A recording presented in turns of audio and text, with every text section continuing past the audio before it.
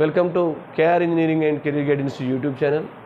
KR engineering and career guidance YouTube channel వీక్షిస్తున్న వ్యూయర్స్కి స్వాగతం, సుస్వాగతం. మరి మా ఛానల్ తప్పకుండా సబ్స్క్రైబ్ చేసుకోండి, లైక్ చేయండి, షేర్ చేయండి. ఇవే కాకుండా కేఆర్ మెంటర్షిప్ గ్రూప్లో జాయిన్ అవ్వండి. ఖచ్చితంగా మీకు న్యాయం జరుగుతుంది. మీ పిల్లలకు సంబంధించిన ర్యాంకు ప్రకారం మేము వెబ్ ఆప్షన్స్ మీకు ప్రతి కౌన్సిలింగ్ సంబంధించి మీకు అందజేయడం జరుగుతుంది. కాబట్టి ఇప్పటి వరకు మెంటర్షిప్ గ్రూప్లో జాయిన్ కానీ అందరూ జాయిన్ అవ్వాలని కోరుతూ, దానికి సంబంధించి వివిధ గ్రూప్స్ కూడా ఉన్నాయి. మనకు జోసాకు సంబంధించి, ఎంసెట్ సంబంధించి, ప్రైవేట్ యూనివర్సిటీ సంబంధించి మెంటర్షిప్ గ్రూప్స్ ఉన్నాయి. ఆ గ్రూప్లో జాయిన్ అవ్వండి అని తెలియజేస్తూ, మరి ఈరోజు కొంత జనరల్గా అంటే ప్రస్తుతం ఉన్న ట్రెండ్లో ఏంటి అసలు ప్రస్తుత పరిస్థితి, ఈరోజు మన జనరల్ టాపిక్ ఏంటంటే జనరల్గా ఇంజనీరింగ్ యాస్పిరెంట్స్ యొక్క తల్లిదండ్రుల బాధ్యత ఏంటి, మరి నిజంగా వారి పిల్లలకు సీటు సరిగ్గా సాధించడానికి ఎలాంటి పనులు చేయాలి, ఎలాంటి బాధ్యత తీసుకోవాలనే దాని మీద ఈరోజు టాపిక్ మీద చర్చించడం జరుగుతుంది. చాలామంది పేరెంట్స్ నుంచి కాల్స్ వస్తున్నాయి. దానికి కొంత రెస్పాన్సిబిలిటీ పేరెంట్స్పై ఉంది అనే దాన్ని గుర్తు చేయడం కోసం ఈ వీడియో చేయడం జరుగుతుంది. అంటే ఒక విద్యార్థికి సరి అయిన ఇంజనీరింగ్ సీటు తల్లిదండ్రుల బాధ్యత. ఇది చాలా ఇంపార్టెంట్ టాపిక్. ప్రతి పేరెంట్ అనుభవిస్తున్న టాపిక్ ఇది. కాబట్టి కొంత దీని మీద కాన్సన్ట్రేట్ చేద్దాం. జనరల్గా మనం ప్రతి ఎంపీసీ తీసుకున్న స్టూడెంట్కి ప్లస్ పేరెంట్కి ఖచ్చితంగా తన కుమారుడు ఒక మంచి ఇంజనీరింగ్ విద్యా సంస్థలు, ప్రధానంగానైతే ఐఐటీస్ కానీ, ఎన్ఐటీస్ కానీ, ట్రిపుల్ కానీ, మొత్తం మీద జేఈ మెయిన్స్లో కానీ, అడ్వాన్స్లో కానీ సక్సెస్ అయ్యి ఒక టాప్ ఇంజనీరింగ్ విద్యా సంస్థల్లో ఉండాలనే కోరిక సగటు పేరెంట్ కోరుకోవడం జరుగుతుంది. దానికోసం దాదాపు 6th, 7th నుంచే హైదరాబాద్లో లక్షలు పెట్టి చదివించడం జరుగుతుంది. మరి 6th, 7th నుంచే మనం ఐఐటి బేస్డ్గా ఉన్న స్కూళ్ళల్లో వేసి, మరి ఇంటర్మీడియట్ కూడా లక్షలు వెచ్చించి మంచి కార్పొరేట్ కాలేజీలో వాళ్ళకు విద్య చెప్పించిన విద్యార్థులు మరి తీరా టైంకి వచ్చేసరికి ఎందుకు జేఈలో సక్సెస్ అవ్వట్లేదు, ఇది ఒక కోణం.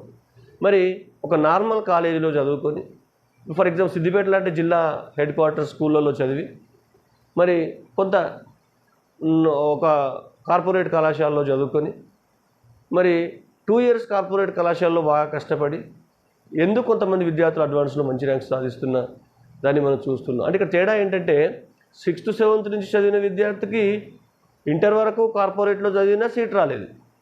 బట్ ఇక్కడ నార్మల్గా 10th వరకు ఏదో ఒక ప్రైవేట్ స్కూల్లో చదివి ఇంటర్లో బాగా కష్టపడి 2 సంవత్సరాలు కష్టపడి మరి అడ్వాన్స్లో మంచి ర్యాంక్ పొంది ఐఐటి పొందే విద్యార్థులు కూడా ఉన్నారు. అంటే ఇక్కడ what is the difference between 2 students ఏంటంటే పేరెంట్స్ యొక్క కోఆపరేషన్ కావచ్చు, పేరెంట్స్ యొక్క అతి ప్రేమ కావచ్చు, పేరెంట్స్ యొక్క ఓవర్ ఎక్స్పెక్టేషన్ కావచ్చు, దీనికి కారణమై ఉంటుంది. ఎందుకంటే ఒక విద్యార్థికి సంబంధించిన పూర్తిగా ఆ విద్యార్థి ఇష్టాన్ని బట్టి పేరెంట్స్ ఖచ్చితంగా అతని గ్రూప్ సెలెక్షన్ చేయాల్సి ఉంటుంది. కొంతమంది పిల్లలు మ్యాథమెటిక్స్లో వీక్ ఉంటారు. మరి మ్యాథ్స్లో వీక్ ఉన్న స్టూడెంట్ని తీసుకుపోయి ఐఐటి లాంటి భారాన్ని వారిని ఎత్తులో పెట్టి కార్పొరేట్ కాలేజీలో వేస్తే నిజంగా ఆ విద్యార్థి చాలా టెన్షన్గా ఫీల్ అవ్వడం జరుగుతుంది. ఆ 2 years భరించలేనంత టెన్షన్గా విద్యార్థులు ఫీల్ అవ్వడం జరుగుతుంది. దాంతో ఎటు తేల్చుకోలేకపోతున్నారు విద్యార్థులు. ఇటు పేరెంట్స్ను డిసప్పాయింట్ చేయలేకపోతున్నారు, అటు చదవలేకపోతూ ఉన్నారు. మరి తీరా సమయానికి రిజల్ట్ రావట్లే. కాబట్టి మనం విద్యార్థి యొక్క అభిరుచిని బట్టి బ్రాంచ్ ఎంపిక చేయండి. మళ్ళీ ఇంకా ఏంటంటే ఒక నార్మల్ స్టూడెంట్ను మనం ఈ హై స్కూల్ స్టాండర్డ్ వరకు ఒక నార్మల్ స్కూల్లోనో, గ్రాడ్యుయేట్ స్కూల్లోనో, లేదా ఒక డిస్ట్రిక్ట్ హెడ్ క్వార్టర్ ప్రైవేట్ స్కూల్లోనో చదివి ఒకేసారి ఒక టాప్ బ్రాంచ్లో అందరూ స్టూడెంట్స్, యాస్పిరెంట్స్ యొక్క పేరెంట్స్ అందరూ భావించేది ఏంటంటే ఖచ్చితంగా ఎక్కడ ఐఐటి బ్రాంచ్ ఉంది, ఎక్కడ ఐఐటికి బోధిస్తారు, మా పిల్లవాడిని ఐఐటిలో ఎంత ఫీజు పోయినా పర్వాలేదు ఐఐటి బ్రాంచ్లోనే చేస్తాం, అంటే ఐఐటి ఫ్యాకల్టీ ఉన్న బ్రాంచ్లోనే వేస్తాం, లక్షలు వెచ్చించినా పర్వాలేదు. మరి ఒకేసారి మీ విద్యార్థి ఒక కామన్ విద్యార్థి, అంటే అంత బేసిక్గా మ్యాథ్స్, ఫిజిక్స్, కెమిస్ట్రీలపై పట్టులేని విద్యార్థి కంప్లీట్గా కార్పొరేట్ కాలేజీలో ఒక అడ్వాన్స్ మెయిన్స్ బోధించే ఐఐటి స్థాయి బోధించే ఒక సెక్షన్లో చేరినప్పుడు డెఫినెట్గా ఆ విద్యార్థికి కొంత సంఘర్షణ లోపల స్టార్ట్ అవుతుంది. ఒకేసారి అంటే ఇక్కడ డెప్త్గా విద్యార్థి ప్రిపరేషన్ చేయలేదు, మరి అక్కడ డెప్త్ సిలబస్ ఉంటుంది. ఆ సిలబస్ చూసేసరికి విద్యార్థి కొంత భయాందోళనకు గురయ్యే అవకాశం ఉంటుంది. కానీ విద్యార్థి బయటికి చెప్పుకోలేడు, పేరెంట్ ఎక్కడ డిసప్పాయింట్ అవుతాడో అని, ప్లస్ తను కొంత స్ట్రగుల్ చేసుకుంటూ కూడా టెన్షన్ అనుభవిస్తున్నారు విద్యార్థులు. చాలామంది విద్యార్థులతో నేను పేరెంట్స్ను పక్కన పెట్టి కూడా కౌన్సిలింగ్ చేసేటప్పుడు మాట్లాడుతూ ఉన్నాను. అసలు ఒక్కొక్క పిల్లలు మాట్లాడుతుంటే నిజంగా కొంత భయం ఇస్తుంది. వాళ్ళు ఏమంటారంటే పేరెంట్స్ మీద మా మీద అతి నమ్మకం పెట్టుకున్నారు సార్, డాడీ వాళ్ళు కానీ మమ్మీ వాళ్ళు కానీ డిసప్పాయింట్ అవుతారు. మరి నిజంగా ఐఐటి కొట్టేంత స్థాయి మా దగ్గర లేదు, కానీ వాళ్ళు ఏమో హోప్స్ పెట్టుకున్నారు, మేము ఏం చేయమంటారు అని కూడా డైరెక్ట్ నన్ను అడిగిన స్టూడెంట్స్ కూడా ఉన్నారు. కాబట్టి పేరెంట్స్ ఖచ్చితంగా కొంత మన విద్యార్థి యొక్క లెవెల్ను బట్టి చేయండి.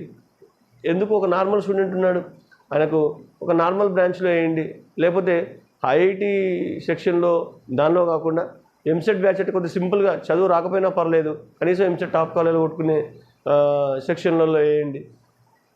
మరి ఇంకా కూడా ఏంటంటే చాలా వరకు పిల్లల్ని డిసప్పాయింట్ చేయడం, ఇది కూడా ఒక కారణం. ఎందుకంటే చాలామంది పేరెంట్స్ ఎవ్రీ వీక్ కానీ 15 డేస్కి ఒకసారి కానీ కాలేజీకి వెళ్తారు. కాలేజీకి వెళ్ళినప్పుడు పిల్లల్ని ఆత్మీయతగా తీసుకొని పిల్లల్ని మంచిగా వారి మంచి చెడులు అడిగి పిల్లలకు ప్రేమ పంచాలి తప్ప, పోగానే మీరు కాలేజీకి పోయి ఆ కాలేజీ ప్రిన్సిపల్ దగ్గర కూర్చొని మా అబ్బాయికి జేఈఈ మెయిన్స్ లాస్ట్ వీక్లో ఎన్ని మార్కులు వచ్చినాయి, అడ్వాన్స్లో ఎన్ని మార్కులు వచ్చాయి, మరి నిజంగా అది కఠినమైన పరిస్థితి. దాని మార్కులు చూస్తే 360 ఇప్పుడు 300 మార్క్స్ జేఈఈ మెయిన్స్కి అందరి పిల్లలకు స్టార్టింగ్లో 60-70 మార్కులే ఉంటాయి. మరి అట్లా మార్కులు అడిగి మీ పిల్లల్ని కూడా మీరు క్వశ్చన్ చేస్తూ ఉన్నారు, ఎందుకు తక్కువ వచ్చినాయి మార్క్స్ జేఈఈ మెయిన్స్లో, 300లకు నీకు కనీసం ఒక 180-200 రావాలి కదా, ఎందుకు రావట్లేదు అని చెప్పేసి. మరి ఈజ్ ఇట్ పాసిబుల్? ఒక కొత్తగా చేరిన స్టూడెంట్కి జేఈఈ మెయిన్స్ లాంటి కఠినమైన స్థాయి పరీక్షల్లో 300లకు 180-200 వస్తాయి. అది ఆ ఫ్యాకల్టీ ఎగ్జామ్ రాసినా రావు.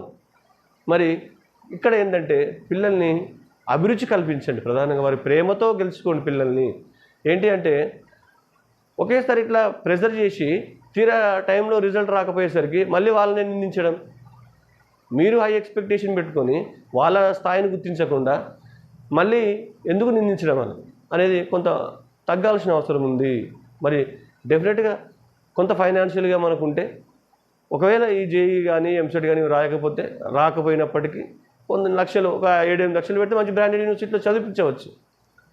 మరి ఏ కాలేజీలో చదివినా ఎంత మంచి స్టూడెంట్ ఒక మంచి కాలేజీలో చేయించిన ప్రస్తుతం ఉన్న పరిస్థితులు ఒక రకంగా ఎట్లా ఉన్నాయంటే, విద్యార్థి టాలెంటెడ్ అయితేనే, విద్యార్థి అధునాతన టెక్నాలజీని అందిపుచ్చుకుంటేనే అతడు మంచి జాబ్లో కానీ లేకపోతే రేపు ఏమైనా ఫర్దర్గా మంచి ఉద్యోగంలో కానీ లేదా ఏదైనా గ్రూప్స్ కానీ లేదా సివిల్స్ కానీ రాస్తే దాంట్లో సెటిల్ అయ్యే అవకాశం ఉంది. అంటే స్టూడెంట్ కూడా చదవాలి, మనకు ఇంట్రెస్ట్ ఉండి మంచి కాలేజీలో డబ్బులు కట్టి మనం ప్రెస్టేజ్ కోసం వేయగానే సరిపోదు. మన విద్యార్థి చదువుతున్నాడా, నీకు ఒక మంచి ఇన్స్టిట్యూషన్లో వేసానే సంతోషం కంటే మీ విద్యార్థిని ఫాలోఅప్లో వాడి పీర్ గ్రూప్ ఎట్లా ఉంది, వాడు చదువుతున్నాడా, వాడికి CGPA వస్తుందా, లాంటివి కూడా పరిశీలించాల్సిన బాధ్యత పేరెంట్స్గా మనకుంది. మరి ఇంటర్మీడియట్ కాలేజీల్లో కూడా కాలేజీకి వెళ్ళినప్పుడు మీ పిల్లల యొక్క పీర్ గ్రూప్ ఎట్లా ఉంది, పిల్లలు మరి కొంతమంది ఇబ్బంది పడుతున్నారా, ఇబ్బంది పడితే వాళ్ళని క్లియర్గా అడగండి, టెన్షన్ పడితే అడగండి. అడిగితే అసలు ఇంకోటి చదువు అనేది ఒకటి మనకు జీవితం కాదు, అందులో ఈ జేఈఈ ఎంసెట్లు ఇవే జీవితం కాదు. చాలా నైపుణ్యత గల విద్యార్థులు వాళ్ళు వేరే ఏ రంగంలో వేరే క్రీడా రంగంలో పోతే వాళ్ళు కూడా సచిన్ టెండూల్కర్ లాగా కూడా కావచ్చు, ఎన్నో ఉన్నాయి. కానీ ఓన్లీ ఈ పేరుతో చెప్పి లక్షలు ఏదో వాళ్ళ పెట్టుబడి పెట్టినట్టు మన బాధ్యత అయిపోయిందని చెప్పేసి వాస్తవంగా వాళ్ళను 2 సంవత్సరాల టెన్షన్ పెడుతూ, అది కాకుండా ధోరణి మార్చుకొని 2 సంవత్సరాల పిల్లల్ని ప్రేమతో వాళ్ళకి ఏం చెప్పానంటే, ఐఐటి సాధించడం వల్ల కలిగే లాభాలు ఏంటి, నీకు సొసైటీలో ఒక మంచి పేరు వస్తుంది, నీ నాలెడ్జ్ నువ్వు ప్రూవ్ చేసుకున్న వాళ్ళని అవుతావు, కష్టపడినా కానీ దాని జీవితమే కాదు కానీ నీ శాయశక్తిలో నువ్వు ప్రయత్నం చేయి అని ప్రేమతో చెప్తే విద్యార్థి ఖచ్చితంగా కొద్దిగా ఇంటెన్సివ్గా మోటివేట్ అవుతాడు, కంపల్సరీ ఏదో చేయగలుగుతాడు. కానీ మనం ఆర్డర్ చేసినట్టు చెప్పడం, అక్కడ ప్రిన్సిపల్తో కానీ స్టాఫ్తో కానీ వాళ్ళతో ఎంతసేపు మార్కుల గురించి డిస్కస్ చేయడం, ఇట్లాంటివి చేయకుంటే మన పిల్లలు చెప్పుకోలేరు. కానీ ఇట్లాంటివి మనం మానేస్తే ఖచ్చితంగా డెఫినెట్గా they will get good results. చాలామంది నేను ర్యాంకర్స్ మనోగతం కూడా చూశాను, జేఈ అడ్వాన్స్ సాధించిన వాళ్ళది కానీ జేఈ మెయిన్ సాధించిన పిల్లలు కానీ వాళ్ళ పేరెంట్స్ వాళ్ళని ఎప్పుడూ చదువు గురించి చెప్పలేదంట. అంటే వాళ్ళ మీద వాళ్ళ కాన్ఫిడెన్స్, చదువుకుంటే వాళ్ళ వచ్చే గొప్పతనం మాత్రం చెప్పగలిగారు. మరి వాళ్ళు దాన్ని ఇన్స్పిరేషన్గా తీసుకొని తన ఇంటెన్స్గా తన ఫ్యామిలీ బ్యాక్గ్రౌండ్ ఎట్లా ఉంది, మరి రేపు నేను మా పేరెంట్స్ని ఎట్లా సాటిస్ఫై చేయాలని స్టూడెంట్ ఇంటెన్స్గా మోటివేట్ అయ్యి సీట్ సాధించిన వాళ్ళు ఉన్నారు. కాబట్టి ఇప్పుడు ఈ ఇంజనీరింగ్ కౌన్సిలింగ్ ఎందుకు ఈ టాపిక్ వచ్చిందంటే, ఇంజనీరింగ్ కౌన్సిలింగ్ చాలామంది పేరెంట్స్ అసలు రెగ్యులర్గా మన వాట్సాప్ గ్రూప్స్ కానీ యూట్యూబ్ ఛానల్ కానీ చూడట్లేదు. ఈవెన్ మనం వాట్సాప్ గ్రూప్లో పెట్టిన ప్రతి మెసేజ్ చూడకుండా పైన మెసేజ్ ఆన్సర్ ఉంటుంది, కింద ఇమీడియట్గా క్వశ్చన్ చేయడం కానీ దానిపై క్వశ్చన్ ఫోన్ ద్వారా అడగడం కానీ జరుగుతుంది. ఓకే, మీరు అది చూడలేదు, కానీ ఒకసారి గ్రూప్ చూడండి. ఈ గ్రూప్ చూడడం వల్ల మీకు నష్టం అయితే ఎట్టి పరిస్థితుల్లో లేదు. మీ పిల్లలకు అంతో ఇంతో లాభం జరుగుతుంది, మీకు లాభం జరుగుతుంది ప్రధానంగా. ఎందుకంటే మీ పిల్లలకు మంచి సీట్ వస్తే అడ్మిన్గా, గ్రూప్ అడ్మిన్గా నాకంటే నేను చాలా సంతోషపడుతుండొచ్చు. గ్రూప్ అడ్మిన్గా మన వల్ల పిల్లలకు సీట్ వచ్చింది, కానీ దానికంటే ముందు యాజ్ ఏ పేరెంట్స్ మీరు చాలా హ్యాపీగా ఫీల్ అవుతారు. మరి అలాంటి విషయం గురించి మనకు ఎంత బిజీ ఉన్నా, ఏ వ్యక్తిని ఎవరిని నాతో సహా ఎవరిని అనించి మనం ఏం చేస్తామంటే ఈజీగా వచ్చే పదం బిజీ అని. బిజీ అంటే పిల్లలకంటే బిజీ అయితే ఏముండదు కదా. కాబట్టి కొంతసేపు ఈ ఇంజనీరింగ్ యాస్పిరెంట్స్ యొక్క పేరెంట్స్ ఈ 3 నెలలు దయచేసి టైం కేటాయించండి. ఐదర్ మదర్, నాట్ ఫాదర్, ఎవరైనా సరే కొంత ఒక గంట సేపు కేటాయించండి. నెక్స్ట్ ఈ మానసిక సంసిద్ధతతో పాటు ఈ యొక్క విద్యార్థిని మోటివేట్ చేయడంతో పాటు విద్యార్థికి సరైన ఎగ్జామ్స్ అప్లై చేస్తుండడంతో పాటు చాలామంది పేరెంట్స్ ఎగ్జామ్స్ అప్లై చేయలేకపోయారు. మనం రోజు గ్రూప్లో పెడుతున్నాం, సార్ డేటా అయిపోయిందా సార్ అని చెప్పేసి, బిట్స్ కంప్లీట్ అయిపోయింది ఫేజ్ 1 అంటే ఫేజ్ 2 ఉందనుకోండి, అయ్యో ఇంకా అయిపోయిందా సార్ అని చెప్పి కొన్ని 100 సార్లు పెట్టి ఉంటాను మెసేజ్ బిట్స్ గురించి కానీ, చాలా త్రిబేట్ హైదరాబాద్ గురించి కానీ, చాలా ప్రతి ఎంట్రన్స్ గురించి కూడా అయిపోయింది దాన్ని క్వశ్చన్ చేస్తున్నారు. అంటే అక్కడ పిల్లలు వాళ్ళు ప్రిపేర్ అవుతున్నారు, మీరు ఈవెన్ ఎగ్జామ్స్ అప్లై చేయట్లేదు. కాబట్టి ఈ 3 నెలలు మీ పిల్లల కోసం మీరు ఖచ్చితంగా ఈ కౌన్సిలింగ్ ప్రాసెస్ గురించి తెలుసుకోవాల్సిన అవసరం ఉంది. అక్కడ ఫీజులు ఎట్లా ఉన్నాయో తెలుసుకోవాల్సిన అవసరం ఉంది. అక్కడ వాతావరణం ఎట్లుంటో తెలుసుకోవాల్సిన అవసరం ఉంది. అక్కడ మరి పీర్ గ్రూప్ ఎట్లా ఉంటుంది, మరి నిజంగా అక్కడ రిజల్ట్స్ వస్తున్నాయా. మీకు గూగుల్లో చూస్తే ఏ కాలేజ్ చూసినా 90%, 100% ప్లేస్మెంట్స్ అవుపిస్తాయి. ఏది చూసినా 1 కోటికి పైగా ప్యాకేజీలు కనిపిస్తున్నాయి. మరి నిజంగా అక్కడ స్టాండర్డ్ ఉందా, లేకపోతే కన్సల్టెన్సీ 4 మాటలు చెప్పగానే ఫీల్డ్ ట్రిప్ తీసుకుపోయి కాలేజీలో చూపించగానే పోయి డైరెక్ట్గా కాలేజీలో జాయిన్ అవ్వడం. అంటే ఒక కన్సల్టెన్సీ వాడు మిమ్మల్ని తీసుకెళ్ళి చూపిస్తున్నాడంటే నిజంగా ఆ కాలేజీకి పర్ఫార్మెన్స్ గల కాలేజ్ అయితే డెఫినెట్గా దానికి పర్ఫార్మెన్స్ ఉంది. కాబట్టి ఆటోమేటిక్గా మనమే కాలేజీకి వెళ్ళాల్సి ఉంటుంది, కాలేజీ కూడా మన దగ్గర రావాల్సిన అవసరం లేదు. మరి ఏదో ఫీజు తక్కువ వస్తుందని చెప్పేసి నార్త్ ఇండియాకి వెళ్ళి అక్కడ ఏదో కాలేజీలో కానిద్దామని చెప్పేసి 4 సంవత్సరాలు వేస్ట్ అయితే చేయొద్దు.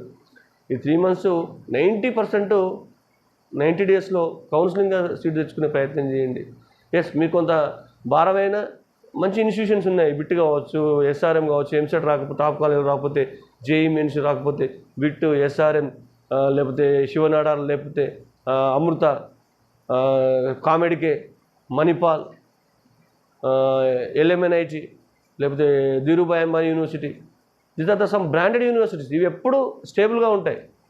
ఈరోజు శస్త్ర ఇంటర్ మార్క్స్తో అవకాశం, ఇవి ఎప్పుడు స్టేబుల్గా ఉండే యూనివర్సిటీస్. ఇవి వీటిలో జాయిన్ అవ్వచ్చు. కొంత ఆర్థిక భారం అనిపిస్తుంది, అప్పుడు లోన్ తీసుకోండి, లోన్కి వెళ్ళండి.